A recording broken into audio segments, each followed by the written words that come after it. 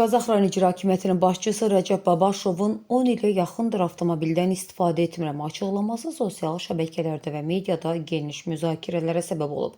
İcra başçısının bu sözlərindən sonra əvvəllər mətbuatda dərc edilən məlumatlar və yayılan fotolar yenidən gündəmə gəlib. Qeyd edək ki, mediada dərc olunan xəbərlərdə onun və ailə üzvlərinin bahalı avtomobillərə sahib olması barədə çox saylı məlumatlar və bugünə kimi təksib olunmayan xəbərlər paylaşılıb.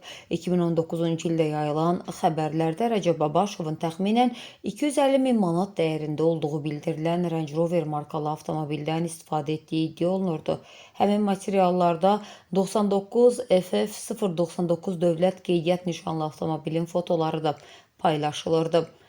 Bununla yanaşı 2020-ci ildə müxtəlif media orqanlarında Rəcəb Babaşovun oğlu Elşan Babaşovun adına qeydiyyatda olduğu bildirilən təxminən 275 min ABŞ dolları, o dövrün məzənnəsi üçün təxminən 450 min manat dəyərində Mercedes-Benz G63 AMG markalı avtomobil barədə xəbərlər də yayıldı.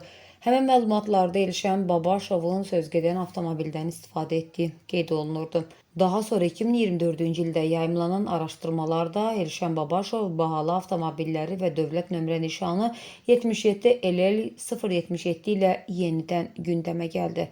Bəs icra başçısını yalan danışmağa vadar edən səbəblər nədir?